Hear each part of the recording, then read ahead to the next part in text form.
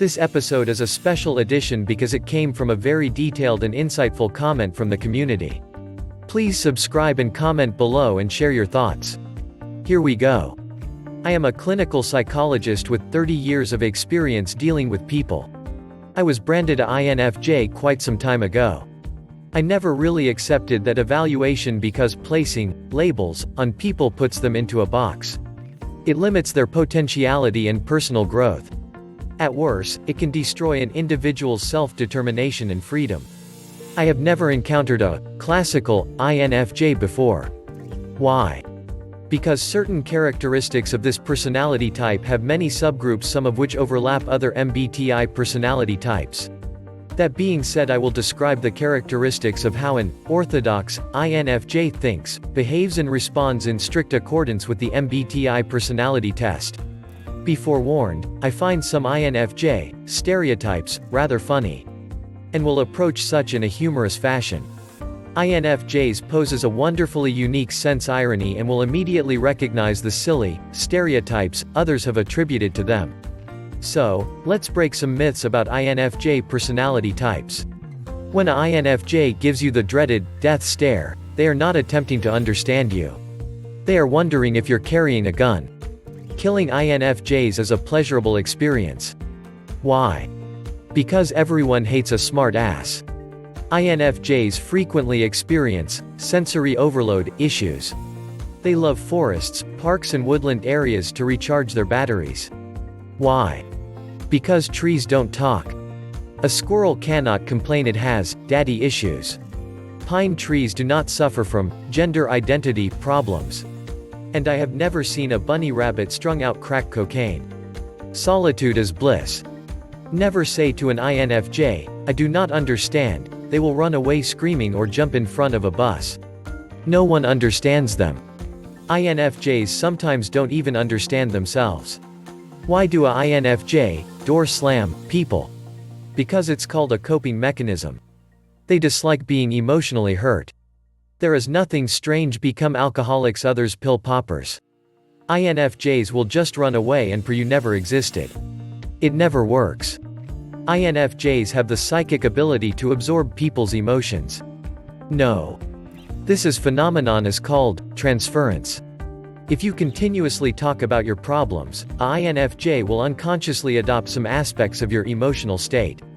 However, INFJs poses strong identities which prevents them from going completely insane.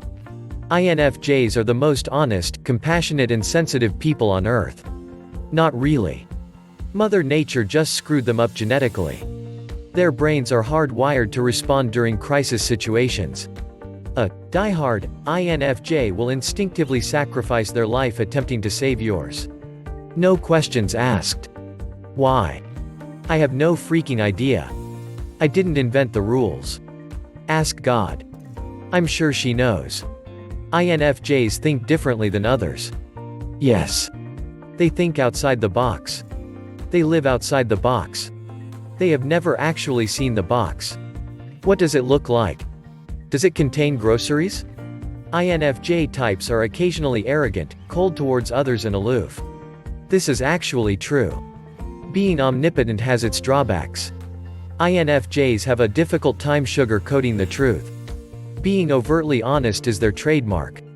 However, if they sense someone cannot handle the truth, they lie to protect that person's feelings.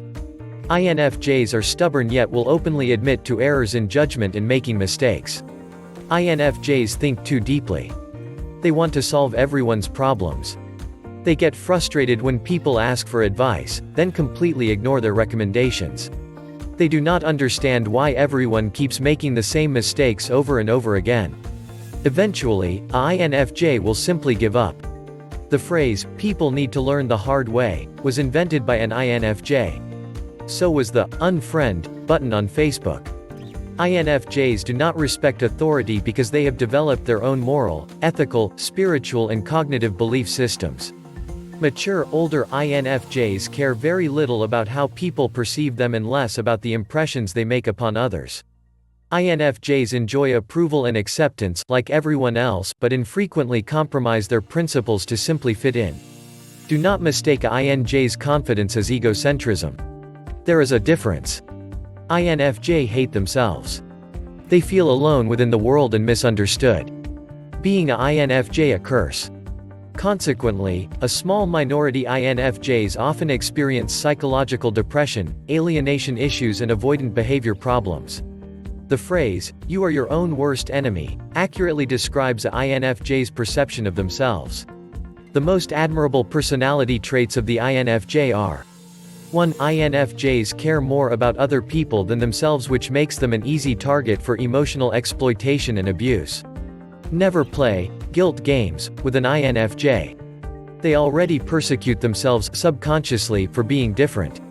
They don't have the ability to forgive themselves for past mistakes. INFJ's unforgiving guilt complex is an integral part of their personality. INFJs have occasionally been known to slowly kill themselves over time, believing they deserve such suffering. Hell on earth is their punishment, and they are willing to accept it. Sometimes. Not always. 2. Once you secure the trust of an INFJ, everything about them suddenly becomes clear. The stereotypes vanish. They are people you want within your life. They have incredible insight into human nature and will identify your weaknesses and lift you up from darkness. Seeing the world through INFJ eyes is the greatest gift they can offer. It would be impossible to understand a MBTI typology without stating the negative traits of a specific personality group. The dark side of INFJ is rather frightening.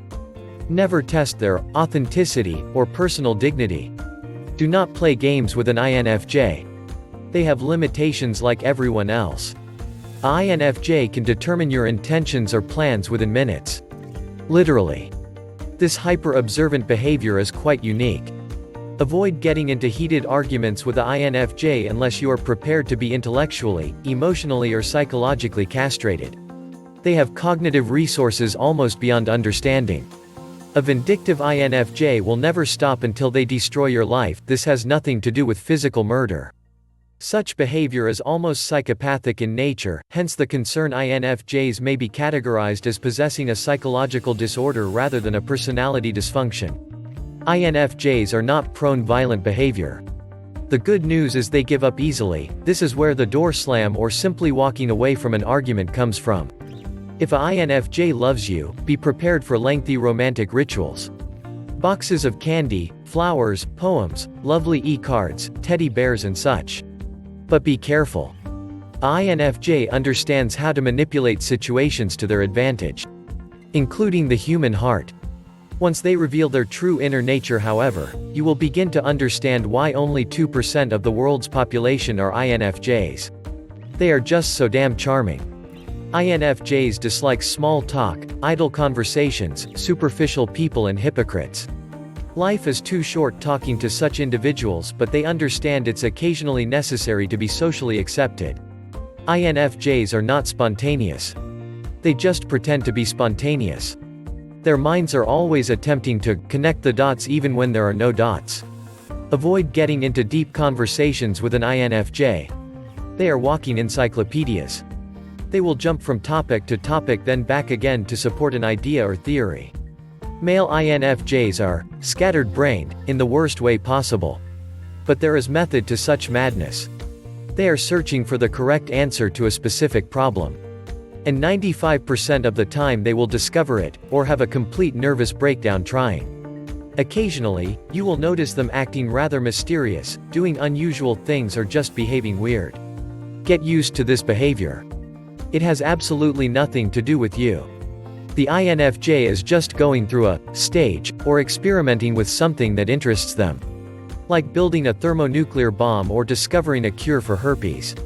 Never tell a INFJ they possess an old soul.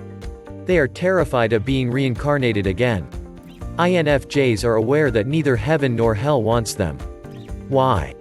Because God doesn't want the extra competition or deciding who should run the universe, him or an INFJ, and Satan can't deal with the INFJ pestering him for all eternity.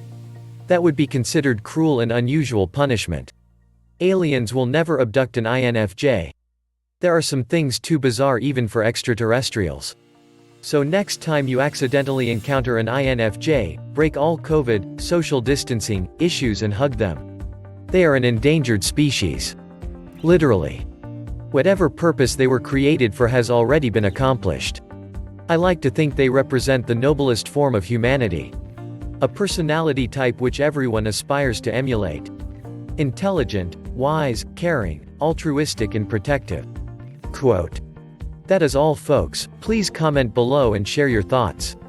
Don't forget to subscribe. Thank you for being with us to the end. You can be anywhere in the world now and you chose to stay with us, we truly appreciate it.